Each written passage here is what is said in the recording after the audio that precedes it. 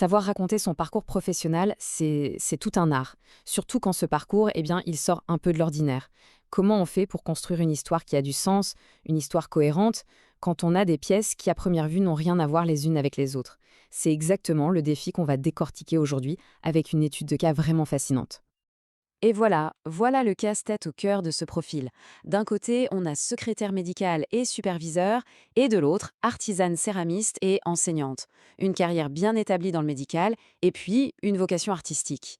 La grande question, c'est celle-ci. Comment est-ce qu'on transforme ce qui a l'air d'une contradiction en une vraie force sur un CV? Allez, on explore ça ensemble. Ok, pour vraiment comprendre toute l'histoire, il faut prendre le temps de regarder chaque pilier l'un après l'autre. Alors commençons par le plus ancien, le plus établi, la carrière dans le médical. Regardez-moi ce chiffre, juste ça, 30 ans et plus. C'est énorme, on ne parle pas d'une simple expérience là, on parle de 3 décennies. 3 décennies dans un secteur qui est super exigeant. Ça ancre tout de suite le profil dans quelque chose de très sérieux, de fiable, on sent l'engagement sur le long terme. Et ce qui est vraiment frappant, c'est la continuité.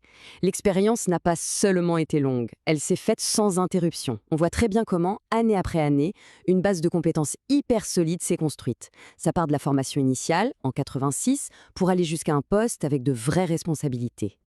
Et attention, hein, il ne s'agit pas d'un simple poste où on exécute des tâches. Pas du tout. Les responsabilités qu'on voit là sont d'un tout autre niveau. Superviser des équipes sur 3 sites différents, améliorer les process, gérer la confidentialité, RGPD, tout ça. Franchement, ça dessine le portrait d'une pro aguerrie. Une leader sur qui on te comptait.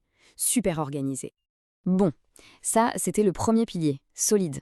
Maintenant, on bascule sur le second, plus récent et qui nous emmène dans un univers complètement différent.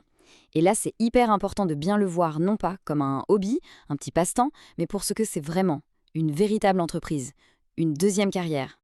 D'ailleurs, le choix des mots ici est super important. On ne dit pas juste fait de la poterie, on dit céramiste d'art. Et ce n'est pas anodin. Ce terme, il insiste tout de suite sur le professionnalisme, sur la formation, sur la compétence technique qu'il y a derrière. Ça place l'activité directement dans le monde de l'artisanat d'art, un secteur qui a ses propres règles, ses propres exigences, son sérieux. Et la façon dont cette nouvelle carrière a été construite, c'est du très, très concret.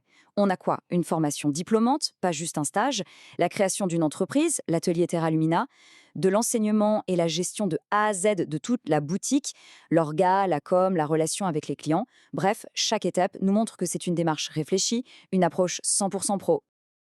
Alors, résumons. On a deux piliers, super solides chacun de leur côté. Mais ils ont l'air quand même très éloignés l'un de l'autre. Et c'est là que tout se joue. C'est le moment crucial.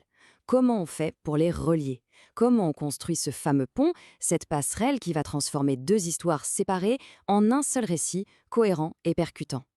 Oui, comment on fait le lien entre 30 ans dans le médical et une nouvelle vie d'artisane? C'est la question centrale. Parce que sans un lien qui est évident, on imagine bien un recruteur qui regarde ça et qui se dit c'est confus, c'est pas très cohérent tout ça. Il pourrait même douter du sérieux de la démarche. La réponse à cette question, c'est donc vraiment la clé de voûte de tout le profil. Et la réponse, elle la voilà. Elle tient en un seul verbe, conjuguer. C'est un choix de mots qui est juste hyper stratégique.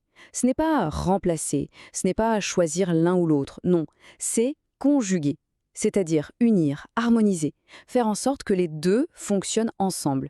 Et hop, d'un seul coup, ce qui pouvait être vu comme une rupture devient une intégration, une addition super bien pensée.